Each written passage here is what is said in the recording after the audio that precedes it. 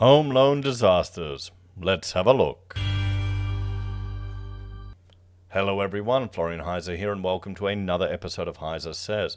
Grab your hashtag not sponsored instant coffee. Well, no, sorry, not sponsored cheap coffee. And let's have a look at an article here where Scott Pape, the Barefoot investor, I quite like his book, is, well, concerned with the disaster of the 5% deposit scheme that we've got here. The latest way to introduce Australians to the Catalan effect about the first mover advantage in new money entering the market. You know, another lesson. We definitely need more, because we need to keep kicking that can down the road. We need to keep housing going up and up. It's the Australian way, everyone. Before we look at this, let's look at other schemes around the world, because I thought, okay, good old Copilot, let's have a look where else this is occurring, because we can't be the only one. So here we go. We've got Australia. We've got the first home owner grant, what are we, 10 to 20 grand. It's going to be up now. It was introduced in 2000.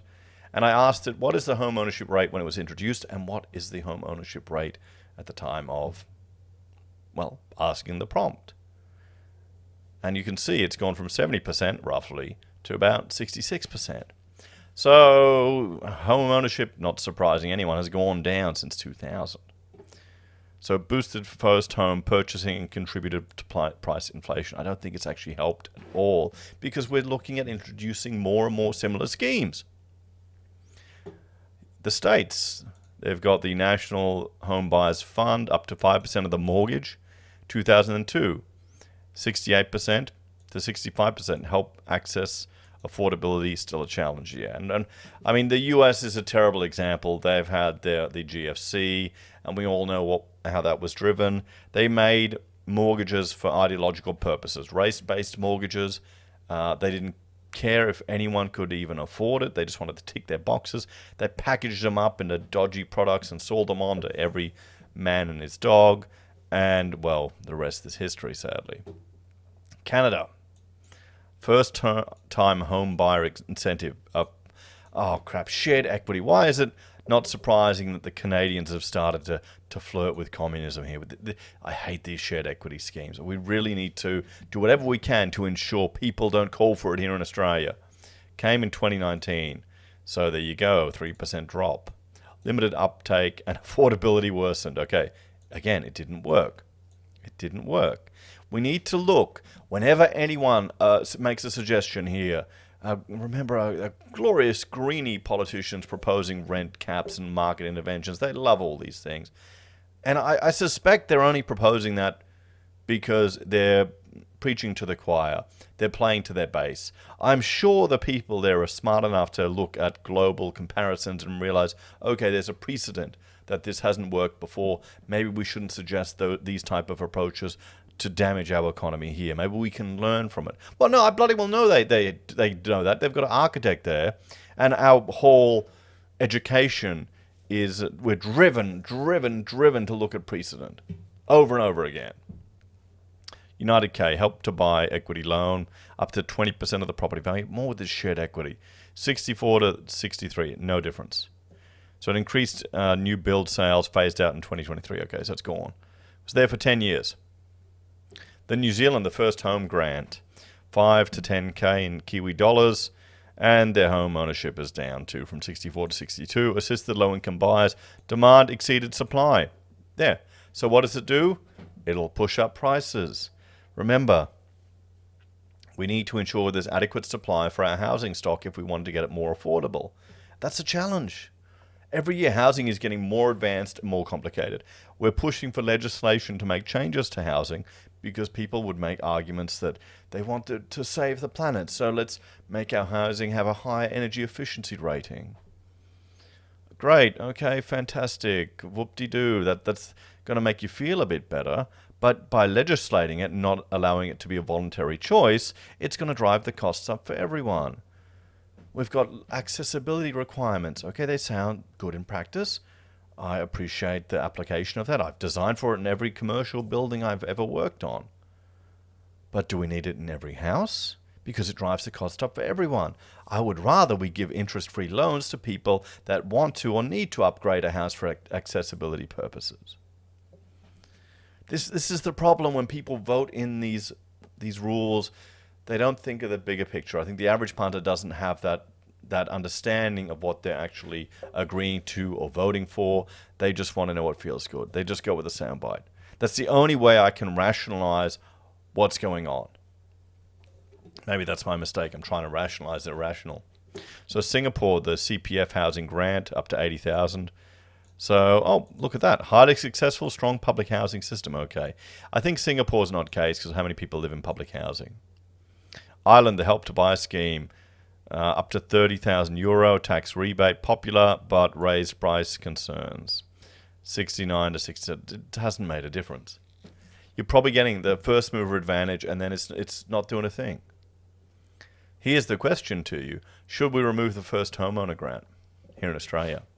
Should we get rid of it and just reduce the taxes on people at that age bracket? When you're 25 to 50, give them 20 grand off a year.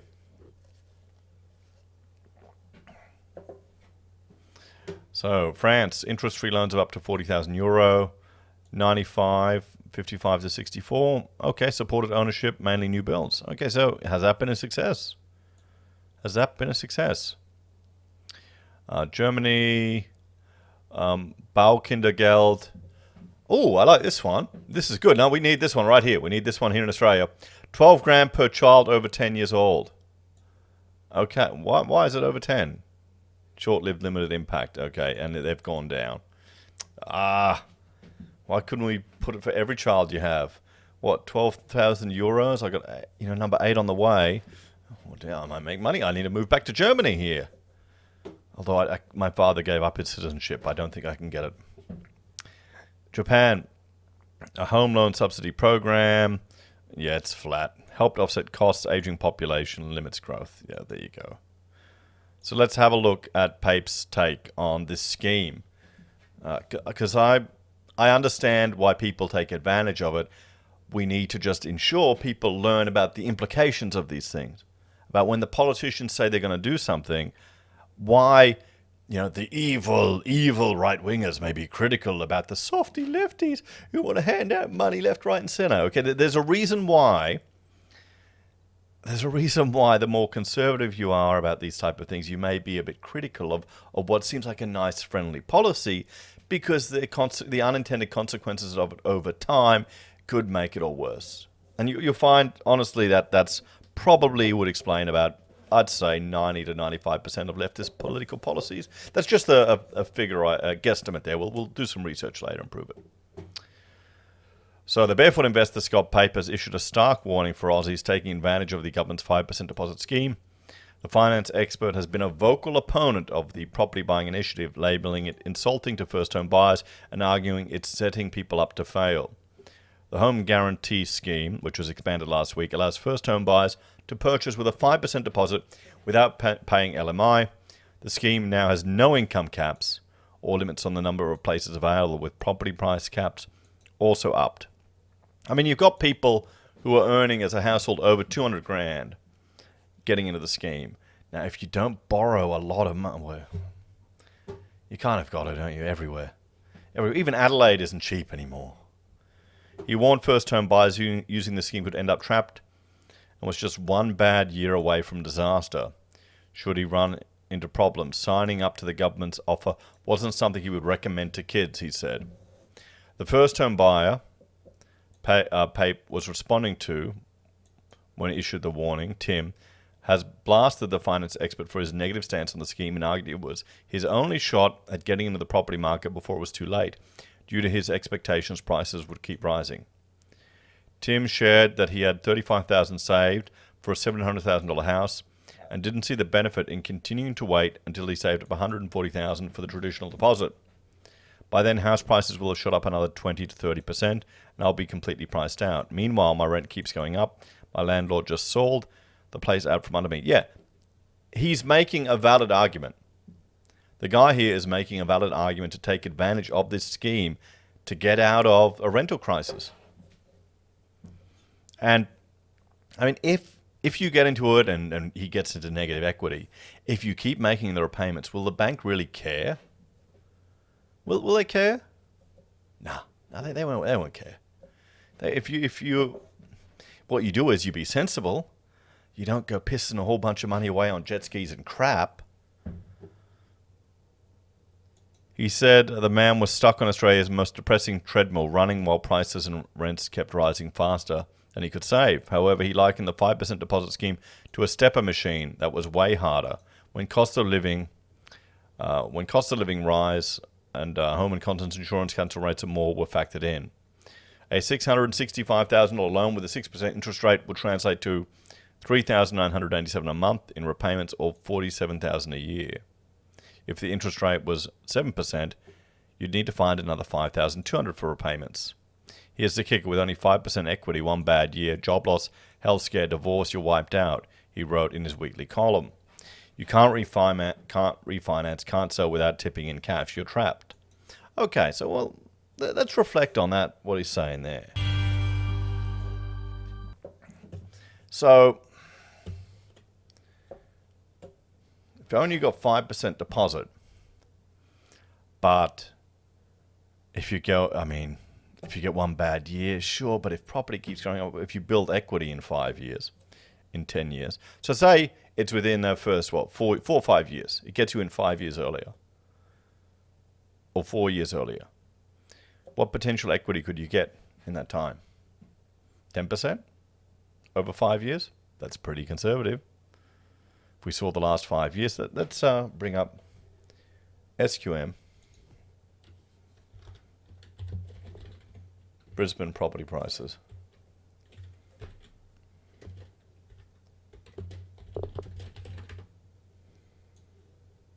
Where is it? SQM research. So, I mean, we look here. If you bought in 2020, and what do you have? The average 3-bed, about $500,000. You get in 5 years early. You doubled your money. Hang on. Okay. We got here, 2020, $500,000. There. Now, let's go back in time. You bought in 2010. You bought 5 years early. You bought for under $500,000. And yeah, it's going up, 2020. Okay, yeah, you got a little bit higher. Little bit. Over 10 years, it's what, 8% change? But are you better off for being in the market than not? I don't think he's going to make I don't think he's going to win over the people with the one bad year risk. They're going to jump at it and do what they can to get in. Because, I mean, you get divorced, it doesn't matter. If you got more equity or not, you're kind of screwed. You're a bloke with kids, a relationship falls apart, it's all gone. Life can happen.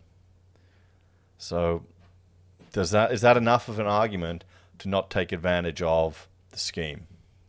I mean, I'm not a fan of it.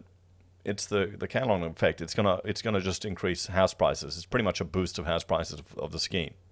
That goes without saying. But I can understand why people are jumping at it. Anyway, guys, thanks for watching. Let me know your opinions on this one. I'll see you next time. Bye for now.